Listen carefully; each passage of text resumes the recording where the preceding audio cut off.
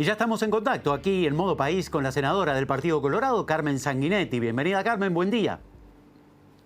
Buen día, muy buenos días para toda la audiencia. Gracias por la invitación, un placer estar de nuevo con ustedes. Hablemos de teletrabajo en esta teleentrevista, Carmen. La ley se aprueba el año pasado, se reglamenta imaginamos además que es una ley relativamente nueva en el sentido de que el teletrabajo nos cayó a todos medio de golpe, ¿verdad? ¿Cuál dirías, primero que nada, ¿no? ¿Cómo inicia la relación de teletrabajo legal, verdad, a partir de esta ley con un empleador? ¿Cómo debería iniciarse? Bueno, capaz que antes de ir a contestar esa pregunta, capaz que poner un poco en precisión esto de que en realidad Uruguay la corrió de atrás en relación a la legislación vinculada al teletrabajo. ¿Y por qué les digo eso? Porque para darles una referencia, Europa había creado un acuerdo marco en el año 2002, o sea, hace 20 años.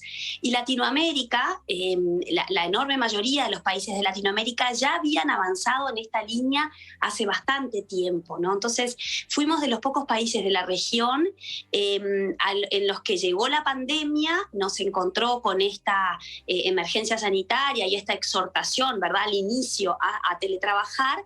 Y Uruguay como país no tenía un marco protector de derechos y obligaciones, digamos, para ambas partes de la relación laboral, ¿no? Eso para poner un poco en contexto y también comentar que el primer proyecto de ley que planteaba la creación de un comité para el análisis y el estudio del teletrabajo fue presentado en el año 2009. O sea, hace más de 10 años en Uruguay este tema estaba en la agenda, se habían presentado distintos proyectos de ley, se habían dado a voces relevantes, digamos, del mundo del teletrabajo y de las ciencias y de las tecnologías, de la información en nuestro país, habían hablado sobre la necesidad de regular, y sin embargo llevábamos más de 10 años con esto en agenda, pero no había nadie que se hubiera animado a ponerle cascabel al gato, digamos. Ahora bien, digamos que entonces ya está todo hecho. Esto podría facilitar, más allá de que cada país debe tener su propia realidad. Pero cuando llegamos a esto ya hay un montón de camino andado, entonces, por otros países. Exacto. Había un montón de camino andado por otros países, y eso nos dio la posibilidad de hacer un estudio en profundidad de lo que se llama el derecho comparado, ¿verdad? De mirar las distintas legislaciones. Nosotros entendemos que hay legislaciones muy buenas y otras que capaz que no lo son tanto, porque nosotros lo que buscábamos con esta legislación fue creada como una ley de mínima, se llama, ¿verdad? Dar un marco protector básico, mínimo, de derechos y obligaciones para ambas partes, y en definitiva lo que buscaba era de alguna manera promover el teletrabajo, no encorsetarlo, asfixiarlo, como pueden haber algunas legislaciones de la región. Capaz la Argentina puede ser un ejemplo, en donde realmente lo que termina sucediendo es que muchas veces el teletrabajo se lo inhibe en vez de posibilitarlo. ¿Y por qué digo esto? Bueno, yo siempre digo muy abiertamente, soy una teletrabajadora parcial desde hace 14 años, desde que nació mi hija mayor, y soy una defensora acérrima del teletrabajo como vehículo para la conciliación de la vida familiar y laboral, ¿verdad? Y también para algunos colectivos específicos, por ejemplo, las personas con discapacidad motriz. Muchas veces te dicen, bueno, yo prefiero teletrabajar algunos días a la semana porque realmente salir de mi casa, ponerme la sonda, subirme a la silla y demás, me lleva 1 hora y media hasta que llego a la oficina. Bueno, sí, lo quiero hacer algunos días a la semana por la interacción social y demás, pero no todos los días. Y Carmen, lo mismo para personas. Sí. Digo, cuando uno comienza o uno se le puede imponer el teletrabajo, uno puede optar por el teletrabajo. No, el trabajo se tiene que dar en forma voluntaria para ambas partes. Yendo a la pregunta que tú me habías hecho, hay 2 escenarios bien claros. Hay un escenario en donde el vínculo laboral se inicia de manera presencial, ¿verdad? Y en ese caso, cuando ambas partes quieren, pueden transformarse en un vínculo laboral que migra hacia el teletrabajo. Y en esas situaciones, ¿qué es lo que sucede? Bueno, la ley lo que prevé es un periodo de prueba de 90 días. por qué este periodo de prueba de 90 días para que la persona, ya sea el empleador o el trabajador, digamos, se arrepientan y vuelvan a la modalidad anterior. Y bueno, porque puede suceder que uno tenga una idea equivocada de lo que es el teletrabajo, puede tener una idea que en los hechos resulta que no le sirve el teletrabajo, entonces prevé esta ventana. Después hay otro escenario, que es cuando un vínculo laboral se inicia en la modalidad de teletrabajo. De la misma manera que hoy, cuando se hace un llamado, se pone el horario, digamos, las condiciones, el rubro y demás, bueno, va a suceder con mayor frecuencia cada vez más, y esto es una cuestión que también lo vemos en otros países, de que se haga un llamado específicamente para teletrabajo. En el caso de que un vínculo laboral se haya iniciado como de modalidad de teletrabajo, y bueno, para que se vuelva, o sea, para que se vuelva no porque nunca existió previamente, para que esto mute hacia un vínculo presencial, lo que tiene que haber es voluntad de ambas partes, por la sencilla razón de que en definitiva el empleador puede no tener contemplado el espacio físico para ese trabajador porque el llamado fue hecho en modalidad de teletrabajo, ¿verdad? Entonces, es por esto. Después tiene algunas especificaciones la modalidad de teletrabajo que se contemplaron en la ley y que ahora se incluyen en la reglamentación, que tiene que ver con estas cuestiones que tienen que quedar por escrito. En nuestro derecho laboral, los contratos laborales en general son esencialmente verbales, ¿verdad?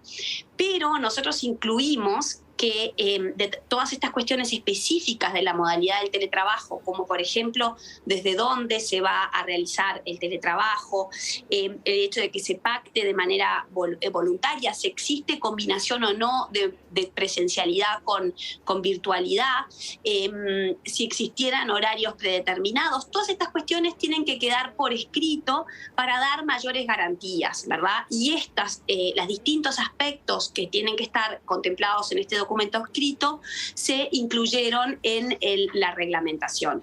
Otro de los aspectos... Perdóname, pero ¿sí? Puntualmente, este tipo de acuerdo, ¿verdad?, escrito posteriormente entre empleador y empleado, ¿se hace a nivel colectivo o se hace a nivel puntual, teniendo en cuenta las diferencias, ¿no?, las características de cada trabajo y de cada empleador, y de cada empleado y de cada casa también? Porque hay que tener en cuenta la dinámica hogareña, si bien en el horario de trabajo se trabaja. Exactamente, sí.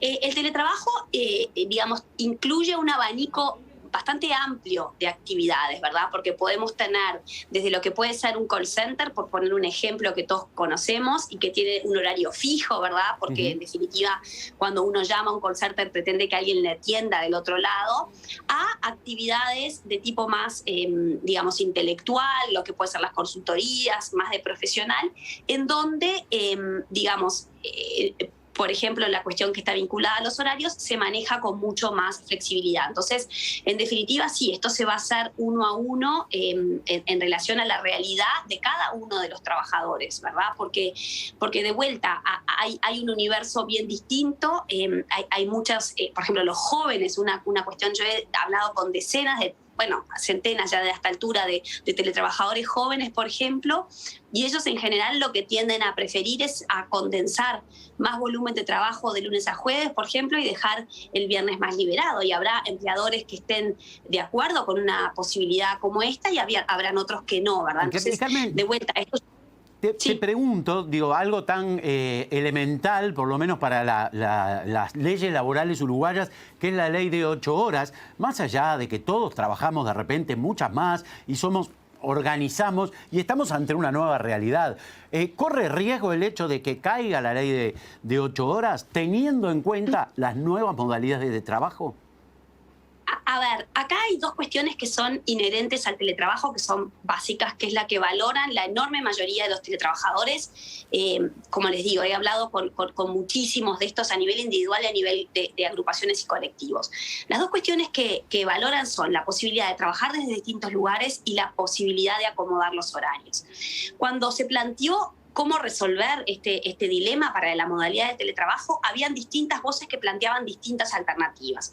Por ejemplo, hubo algunas cámaras empresariales que lo que nos pedían es que la ley, digamos, exceptúe a la limitación de la jornada a la modalidad de teletrabajo, amparándonos en el decreto 611 del año 1980. A nosotros no nos parecía que sea una buena alternativa porque existe el riesgo del trabajo sin fin y nos parece peligroso ir por ese camino. Por supuesto que habían voces que querían que el teletrabajo se ciña a las mismas 8 horas del trabajo presencial. Y a nosotros tampoco nos parecía que ese era el camino idóneo, justamente por esto, por la cantidad de personas que lo que valoran en el teletrabajo es la posibilidad de acomodar horarios. Por eso es que lo que se puso es una limitación semanal de 44 y 48 horas según el rango de actividad.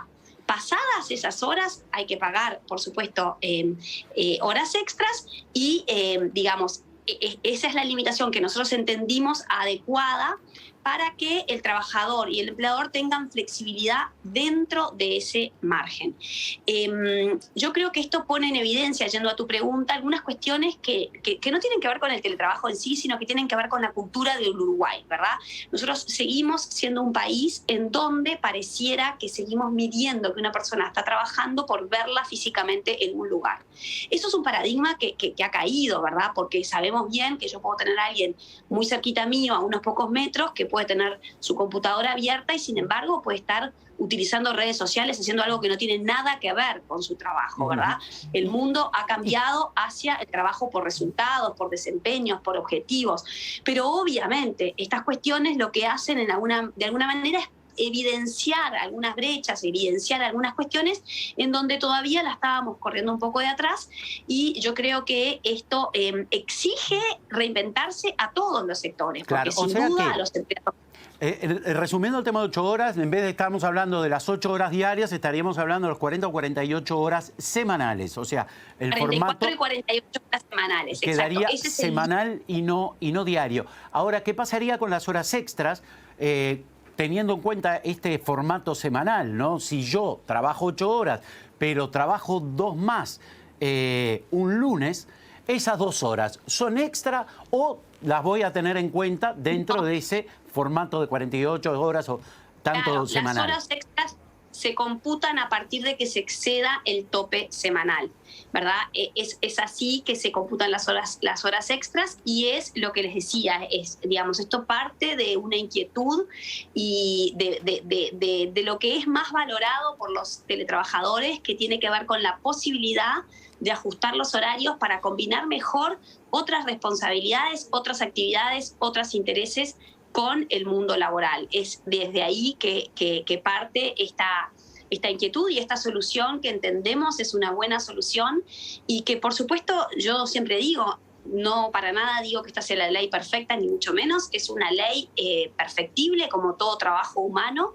es una ley que nos da un marco protector y que habrá que ver en los hechos y en la práctica a medida que esto se empiece a implementar, si hay que revisarla o no, como todas las leyes o como tantas de las leyes que tenemos en nuestro país. ¿Esta ley abarca el sector público y privado?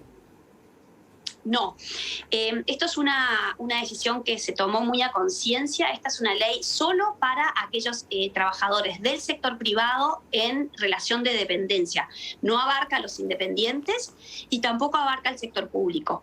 ¿Por qué no abarca al sector público? Bueno, porque justamente dentro del ámbito público hay una complejidad enorme y, por darles un ejemplo, pensemos en un juez del Poder Judicial o una maestra de la Administración Nacional de Educación Pública. O sea, realmente hay un abanico muy, muy grande de realidades muy diversas y nos parecía que no era lo adecuado incluir en esta ley el sector público, así de un plumazo. Esto no quiere decir que no nos interese, no nos preocupe y no nos ocupe. De hecho, el año pasado, junto con la Oficina Nacional de Servicio Civil, con Conrado Ramos, organicé un evento en el Palacio Legislativo, al cual participaron más de 250 personas, más de 250 50 funcionarios públicos de distintos organismos que están avanzando en este sentido. Se está haciendo desde la Oficina Nacional de Servicio Civil un trabajo muy interesante, relevante, con guías de práctica, con equipos de trabajo, porque justamente esto vino para quedarse en todos los sectores, en el sector privado, por supuesto, y en el público también. Y el público tiene que, en definitiva, ayornarse a esta nueva realidad y generar los mecanismos necesarios para que sus trabajadores puedan teletrabajar de la manera más eficiente, porque en definitiva el teletrabajo está muy asociado, no nos olvidemos que es algo que es voluntario, ¿verdad? Aquellas personas que eligen teletrabajar terminan, digamos, entendiendo que esto es una herramienta valiosa, que es un vehículo valioso y que en definitiva logran un mejor equilibrio laboral y personal. Para aquellas personas que están en un mejor equilibrio, y bueno, van a ser más productivas, van a rendir más, van a tener mejor evaluaciones, mejor performance, y esto por supuesto que lo queremos en el sector privado y también lo queremos en el sector público. Bien. Tampoco queremos que la no posibilidad de teletrabajar sea una vía de escape de personas, de profesionales, de trabajadores comprometidos y valiosos del sector público que migren hacia el privado por la imposibilidad de teletrabajar. Entonces, entendemos que esto es bien necesario y estamos muy contentos de que se estén dando los pasos en este sentido desde el sector público también. Perfecto. Senadora Carmen Sanguinetti, muchísimas gracias por la teleentrevista. Un placer. Gracias a ustedes, un placer como siempre. Bueno, hasta la próxima. Conversamos con la senadora del Partido Colorado, Carmen Sanguinetti. Hacemos una pausa en instantes de Por Vida en Modo País.